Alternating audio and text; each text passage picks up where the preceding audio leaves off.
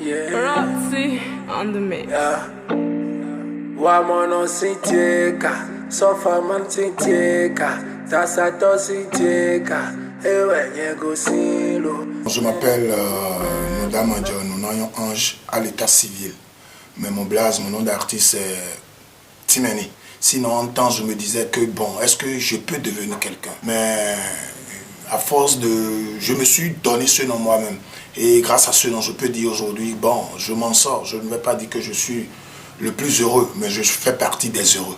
Voilà, le nom c'est Timeni Bekpo Nokpo. Timeni veut dire, enfant, explique-lui. Bekpo veut dire, tant qu'il y a la vie. Nokpo veut dire, il y a espoir. Donc vous comprenez, Timeni Bekpo Nokpo. C'est parce que j'ai été optimiste. Je me suis expliqué moi-même que tant qu'il y a la vie, il y a espoir.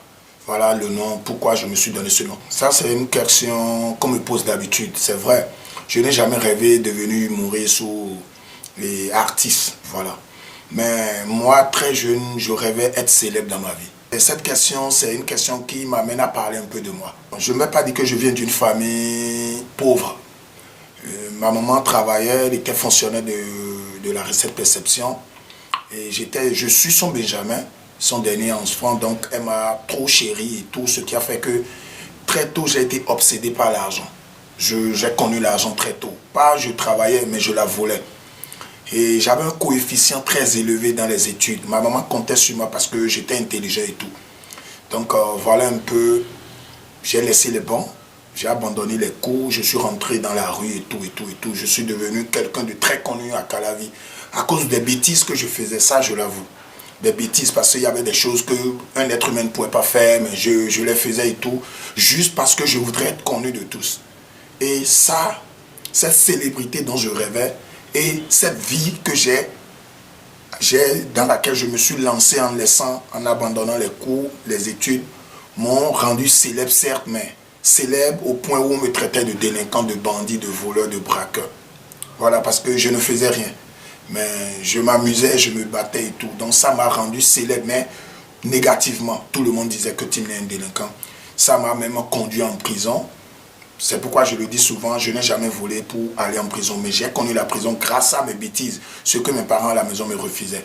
Étant sorti de la prison, j'étais comme ça. J'ai vu que bon, je portais déjà un nom de Tola, ce qui est mal vu, aussi vu de tout le monde.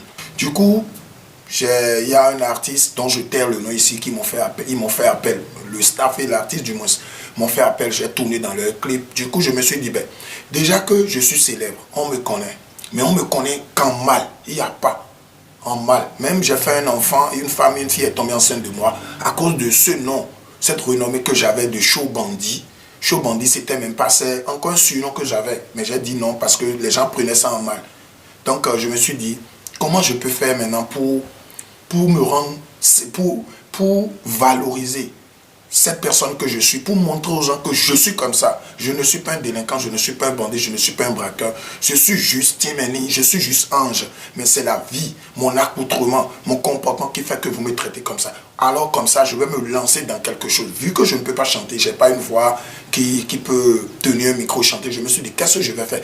Déjà que j'ai joué un scénario dans un clip d'un artiste qui a donné et qui a encore un peu arrangé mon image, je me suis dit, il faut que je lance. C'est comme ça que j'ai commencé. Je me suis dit, qu'est-ce que je peux faire? Je vais commencer alors faire rire. Déjà que dès le bas âge, mes amis et moi, souvent on se taquine, je fais rire et tout. Je me suis dit, je vais commencer. Ce ne serait pas facile, mais déjà avec cette célébrité que j'avais acquis dans cette vie dont on me traitait de délinquant, je peux prendre ça. Petit à petit, ils verront que je ne suis pas ce délinquant qui dit je suis comme ça, donc ils me prendront comme ça. C'est ça qui m'a amené dans la comédie, dans l'humour. Aujourd'hui, je ne veux pas dire que je suis tout le monde parle de moi. Mais pour se faire un nom au Bénin, c'est très difficile. Alors si déjà certaines personnes, quelques personnes au Bénin me connaissent, je peux dire que je suis fier de cette personne que je suis en train de devenir. Ça a commencé, pour ne pas trop mentir, pour ne pas mentir du moins, il y a de cela 3 ans que j'ai commencé, j'ai eu à faire ma première vidéo avec mon téléphone Samsung et S3, ça a commencé comme ça, j'ai posté, bon voilà. Je me sous-estimais au fait quand j'ai commencé, je me disais que bon, qui va me connaître, qui va me respecter, qui va me prendre pour ce que je dis que je veux être. Mais aujourd'hui, je côtoie la plupart de tous les artistes du Bénin. Tous ces artistes au Bénin me connaissent, même si certains ne m'apprécient pas. Je ne peux pas changer parce que tout ce que je fais, c'est inné en moi. Sans vous mentir, c'est inné en moi. Je ne peux pas me voir dans ma chaîne et tout. Donc je me suis dit, comment je vais faire? C'est comme ça que je me suis lancé. Et puis, bon voilà, j'ai commencé petit à petit. Je suis, bon, à ce niveau où je suis déjà, je peux me sentir fier et heureux. Parce que mon parcours, je fais des vidéos, je les poste, des gens aiment, des gens m'apprécient, des gens m'appellent. De partout dans le monde, États-Unis, Allemagne, France, de partout dans le monde, j'ai des fans. Je peux même dire ici que mon parcours m'a permis d'avoir plus de fans à l'Occident, en Europe et en Amérique, qu'au Bénin même. Ça là, je peux l'avouer parce que quand vous prenez mon téléphone, vous allez voir fan tel USA, fan tel USA, fan tel France, tel Allemagne. Donc voilà un peu. Le jour où je me suis senti heureux, le jour où je me suis dit, bon voilà, je suis un artiste. Même si toi, même si lui ne m'aime pas, je suis un artiste. C'est le jour où quelqu'un que je ne connais pas, jusqu'à aujourd'hui je ne connais pas, mais je le vois en suivre photo et tout, a quitté Cotonou et a acheté 2 pailles Vlisco et est allé à Messerete, mon village à Porto, et est allé voir ma maman et lui a donné les deux demi-pièces de Vlisco pour lui dire, je suis fan de votre enfant et j'ai vu que sur sa page, il ne fait que parler de vous, poster des vidéos de vous, des photos de vous. Donc j'ai compris qu'il vous aime. Et grâce à lui, à votre enfant, à ce qu'il fait, ma maman, dans le passé, a eu à faire des choses que je n'ai pas aimées. Quand elle voulait quitter notre père, elle pouvait repartir avec nous parce qu'elle savait qu'on vivait un calvaire à cause de la seconde femme de notre père. Mais elle partait, elle nous a laissés. Je sais comment je sais ce que j'ai supporté pour être où je suis aujourd'hui. C'est le gars qui est allé voir ma maman qui disait ça. Et quand j'ai commencé à suivre vos vidéos et les vidéos de votre enfant et des publications qu'il fait sur vous, j'ai compris que une mère reste une mère. Parce qu'il a même raconté beaucoup de choses. Il était en prison, vous êtes venu le voir, il a pleuré, il a dit maman ne viens plus, si tous tes enfants venaient, est-ce que tu seras en forme pour moi le Benjamin, arrête, ne viens plus, si j'ai besoin de quelque chose, je vais t'appeler. Et le gars dit tout ça, il dit franchement grâce à votre fils, aujourd'hui ma maman je l'aime et elle est tout pour moi. Je n'ai pas grand chose à vous donner, prenez ces 2 pailles de 6 mètres et soyez fiers de votre enfant. J'ai dit, c'est pas vrai. Ma maman m'a appelé, j'étais à chaud. Ma maman pleurait, moi-même j'ai commencé à pleurer. Elle dit, franchement, tu as toute ma bénédiction. Et quand tu as commencé, tu as l'habitude de fumer dans tes vidéos. Il y a une tante qui est venue me voir pour me dire, est-ce que ton enfant là, est-ce que tu vois ce qu'il fait? Hein? Nous on est d'une famille, une grande famille respectée. Et il ne fait que fumer dans les vidéos, les gens. Ma maman m'a dit, quand elle m'a dit ça, je lui ai dit, quand il ne faisait rien, vous étiez là à le traiter de délinquant. A venu me dire que ton fils là, la police est venue chercher hier. Mais aujourd'hui, il fait quelque chose. Et tout le monde entier le connaît, au moins le respecte pour ça. Et on l'appelle pour ça. Et il côtoie des personnes qui devraient le railler à cause de ce qu'il fait aujourd'hui. Ces personnes l'apprécient, l'aiment.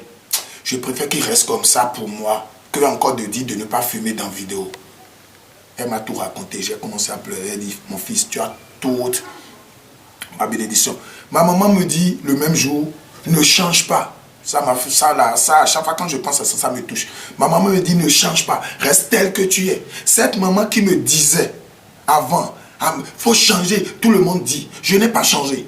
Ce que je fais dans mes vidéos, c'est mon quotidien au fait. Donc je me suis dit, il faut que je montre à ceux qui ne me connaissent pas réellement que ce que je fais off caméra, c'est comme ça ma vie. Je suis comme ça. Je n'ai pas changé pour plaire. Si tu veux m'aimer, aime-moi tel que je suis.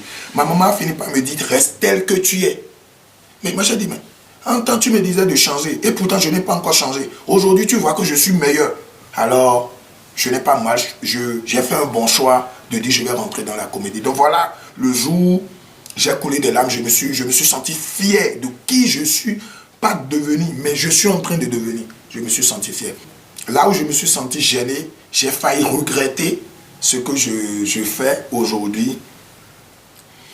Bon, je me dis, bon, si c'est pas que parfois chaque jour je reçois des félicitations de certaines personnes nobles, des personnes vraiment qui valent la peine, je pouvais dire, je vais laisser parce que parfois on me compare à d'autres humoristes du pays. Genre, on me compare à Pipi Obaro, à Éléphant Mouillé, à Dasoglo. Parfois, je me dis, mais comment on peut me comparer à ces icônes de notre culture, ceux qui ont donné une valeur à la comédie, à l'humour? On ne peut pas. Et je ne suis pas dans une guerre, dans une course, dans une compétition. Je ne voudrais même pas, si on ne veut pas me comparer, je n'accepte pas qu'on me compare à ces icônes. Parce que pour moi, c'est des dieux de la comédie. C'est ceux-là qui nous ont donné l'envie. Parce que c'est grâce à cela qu'on s'est dit, on peut réussir si on rentre dans ça. Et aussi, je ne voudrais pas qu'on me compare à mes confrères d'aujourd'hui, mes collègues d'aujourd'hui. Non. Je ne peux pas m'acquérir tous les fans du monde. J'aurai ma part de fans. Les autres auront aussi leur part de fans. C'est ça qui me fait mal, papa. Je me dis, pourquoi je me suis lancé dans ce truc? Qu'on me compare à des personnes avec qui je n'ai même aucun souci. Donc voilà, parfois, des moments, je me dis, carrément, John Lord, je vais laisser ceci parce que voilà, tranquille. Donc c'est un peu ça. Voilà des moments qui me font mal dans ce que je fais. Avant aussi, moi-même, j'avais cette philosophie, j'avais cette idée, je pensais cela des artistes. Mais je ne suis même pas encore arrivé à un niveau où je peux dire un artiste peut vivre de son art. Mais je peux quand même me permettre de dire l'artiste peut vivre de son art. Mon exemple à moi. Aujourd'hui, je me retrouve dans le showbiz de mon pays, le showbiz du Bénin. Depuis que j'ai commencé au départ, c'était un peu difficile. Je gérais autre business et je mélangeais. Mais depuis que je me suis fait connu, aujourd'hui, beaucoup de personnes me connaissent. Je vis de ce que je fais. Par exemple, je fais des petites vidéos de pub pour des gens. Je prends mon argent. Je fais mes propres vidéos et mes comptes sont monétisés et je reçois mes sous. Un artiste qui fait sortir, je parle un peu de ce que je fais, à part l'humour que je fais. Des artistes, chanteurs qui présentent, qui finissent leur son, ils m'envoient les liens, je prends mes sous. Je vais dire qu'un artiste peut vivre de son art. Si un artiste béninois veut vivre comme les Lil Wayne, comme les Kenny, comme les Kardashian, il va, même si on lui donne 10 millions cash, il va toujours dire que l'artiste béninois ne vit pas de ses moyens. Mais moi, je prends mon exemple, moi je vis de ce que je fais. Timeni, demain c'est quelqu'un d'autre. Et il faut que certains artistes aussi comprennent que quand on grandit, on laisse les jouer aux enfants. Mais l'artiste béninois, même quand ils sont grands, ils veulent toujours qu'on les traite de boss. Alors qu'il y a une nouvelle génération qui doit les remplacer. Mais eux, ils veulent toujours, oui, c'est le papa de la musique, c'est le tel. Donc il faut qu'ils arrêtent et qu'ils se disent que l'artiste béninois peut vivre de ce moyen. Moi, je vis de ce que je fais. Je paie le loyer, je m'habille, je vais en boîte, je drague fille, je fais tout dedans, tout, sans mentir. Showbiz béninois, bon, si on pouvait donner un autre nom à ce, je ne sais pas si c'est une structure ou bien une organisation, je pense que ce serait mieux. Il y a juste quelques têtes, je dis juste quelques têtes que je ne vais pas citer ici, sinon on va dire que je leur fais de la pub, qui sont en train d'œuvrer pour la culture, pour le showbiz. Sinon le reste, ils ont la boulimie du pouvoir. Ils ont déjà eu une position et ils ne veulent plus céder parce que c'est juteux. Sinon, dites-nous quels sont faits pour la musique. Qu'est-ce que nous... Bon, d'abord, il y a des aînés qui ne veulent pas laisser la place aux jeunes. Ça, d'abord, c'est des trucs qui ne vont pas bien dans le showbiz béninois. C'est pourquoi moi, vous allez remarquer, moi, vous n'allez pas trop me voir sur les affiches, vous n'allez pas trop me voir sur les événements. Moi, mon mangement, c'est ici. C'est mon téléphone. Je reçois des messages, tu vas me faire si tu veux. Et je me préfère comme ça, parce que quand je vais rentrer dans cette histoire, je pense que bourrant dans les biomes. C'est pourquoi le showbiz, là, on va juste dire showbiz béninois. Mais en réalité, il n'y a pas de showbiz au Bénin. Moi, je dis, j'ai toujours été véridique dans mes propos. C'est pourquoi beaucoup de personnes me considèrent. Il y a, par exemple, Amoulé, Onikoko, et le promoteur de Bénin Showbiz Award. Lui, par exemple, je peux lui dire merci. C'est un frère qui œuvre pour révéler l'image de la culture. Je ne me vois pas trop au spectacle, au fait. Je me vois dans des films, des trucs, au fait. Donc, raison pour laquelle j'écris déjà. Et c'est, comme vous le savez, au Bénin, il n'y a pas de soutien. C'est quand tu deviens, on dit, ouais, c'est un fils du pays. Mais quand tu te cherches là, il n'y a personne qui peut te soutenir. Le cas de Jimo Oussou, qui aujourd'hui, c'est des icônes, pas de notre pays, de l'Afrique, mais du monde entier. Ceux-là, mais le Bénin leur a fait quoi? C'est aujourd'hui, on dit Jimo Oussou. Quand il était dans l'ombre, il se cherchait. Donc bref, j'ai des projets, j'ai des rêves. C'est pourquoi je fais trop d'économies. Et comme ça, je pense que si Dieu me donne longue vie, moi-même, Djimo Oussou n'a pas rêvé d'être Djimo Oussou. Et si aujourd'hui, il est Djimo Oussou, moi, je me permets de rêver d'être Timeni à l'international. Voilà. Et Père Mouton Delphin, le président de... Le PDG Royal Chicken Fest, Père Mouton Delphin, lui dit merci pour ce qu'il fait pour la culture, pour ses frères, pour ceux qui viennent vers lui.